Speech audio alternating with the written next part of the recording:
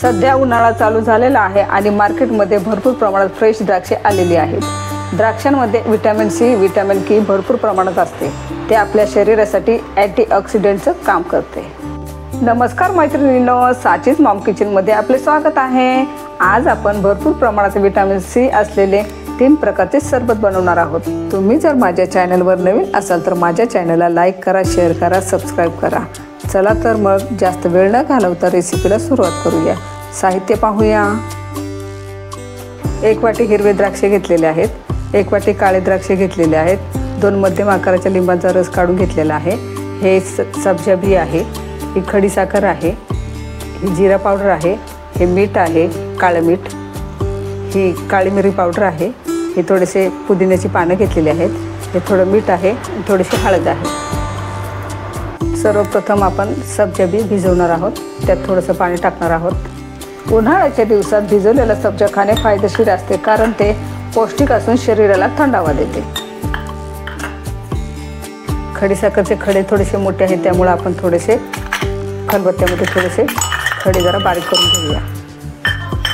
खडीसाखर साध्या साखरेच्या तुलनेत खडीसाखर पचायला हलकी असते. शिवाय याचे गुणधर्म थंड असल्यामुळे साध्या साखरेच्या तुलनेत खडीसाखर नेहमीच आपल्या शरीरासाठी चांगलीच आहे.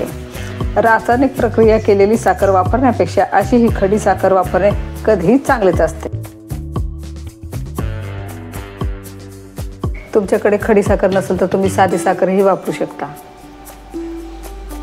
आता आपण मिक्सरमध्ये फिरवून बारीक पावडर करून घेऊया. मिक्सरमध्ये फिरवून झालेलं आहे. आता आपण एका वेगळ्या भांड्यामध्ये काढून घेऊया.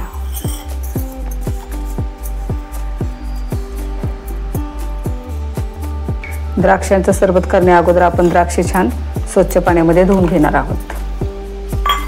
थोडंसं मीठ आणि हळदही टाकणार आहोत आणि छान असं चोळून धुवून घ्यायचं आहे. द्राक्षे पिकवताना वेगवेगळी प्रकारची रसायने वापरली जातात. ती आपल्या पोटात जाऊ नये म्हणून हळद आणि मीठ टाकून स्वच्छ धुवून घ्यायची आहेत.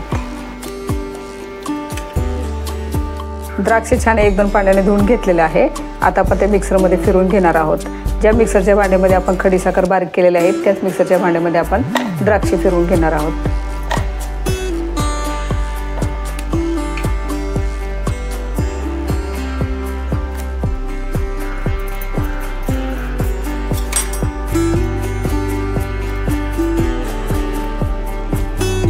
साखर टाकत आहे मी. आपण मिक्सरमध्ये फिरवून घेतलेली 2 चमचे टाकलेले आहेत मी.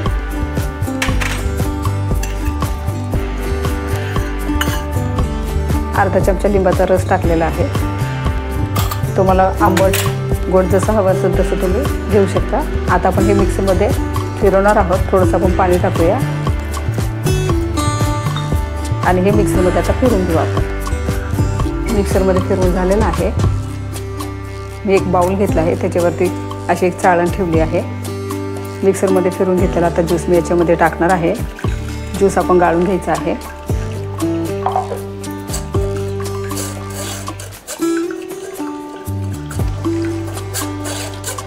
असं छान दाबत सगळा रस काढून घ्यायचा आहे.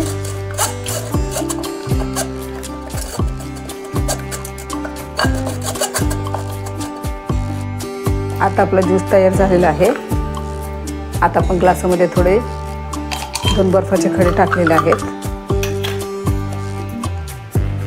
आता आपण तयार केलेला ज्यूस टाकूया.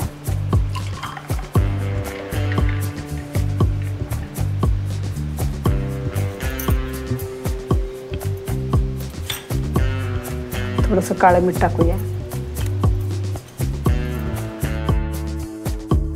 थोडीशी जिरी पावडर टाकलेली आहे. थोडी पुदिन्याची पानं टाकूया आणि आपले सब्जा बी ही छान भिजलेले आहेत. आता आपण तेही 1 चमचा टाकूया आणि छान असं मिक्स करून घेऊया. आपला द्राक्षांचा ज्यूस किंवा सरबत तयार आहे.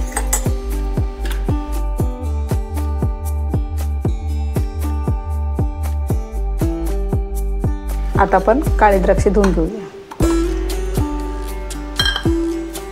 मीठ आणि हळद,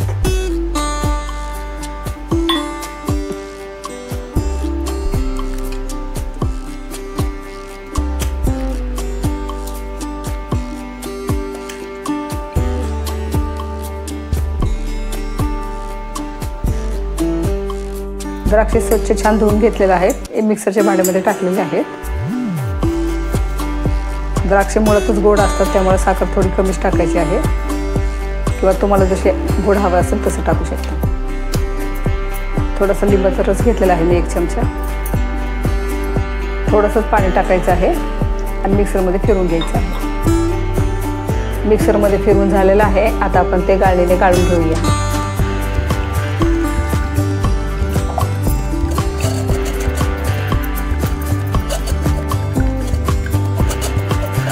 आता आपल्या काळ्या द्राक्षाचं सरबतही तयार झालेलं आहे.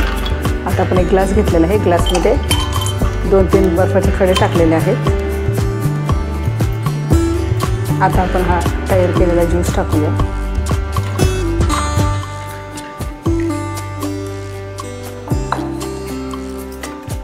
थोडंसं काळं मीठ टाकलेलं आहे.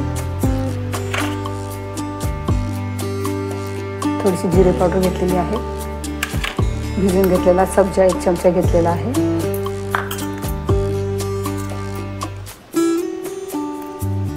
थोडी पुदिन्याची पानं टाकलेली आहेत. आता छान मिक्स करून घेऊया.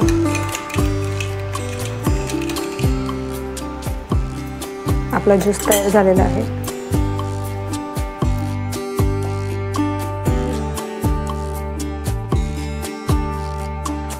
आता आपण लिंबू सरबत करणार आहोत.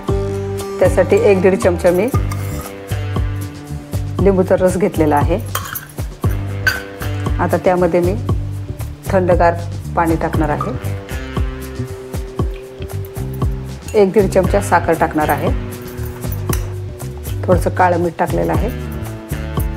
थोडीशी काळी मिरी पावडर, जिरे पावडर, पुदिन्याची पानं, बर्फाचे तुकडे घेतलेले आहेत मी इथे 2-3. 1 चमचा भरून मी सब्जा घेतलेला आहे. आता छान मिक्स करून घ्यायचं आहे.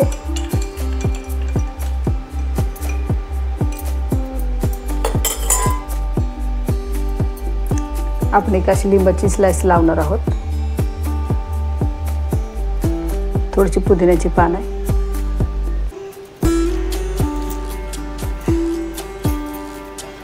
आपला लेमन ज्यूस तयार झालेला आहे. आपले पौष्टिक सरबत तयार आहेत. अशाच नवनवीन रेसिपी पाहण्यासाठी माझ्या चॅनलला लाईक करा, शेअर करा, सबस्क्राईब करा. पुन्हा भेटूया एका नवीन रेसिपी सोबत. तोपर्यंत पौष्टिक खा आणि मस्त राहा. धन्यवाद.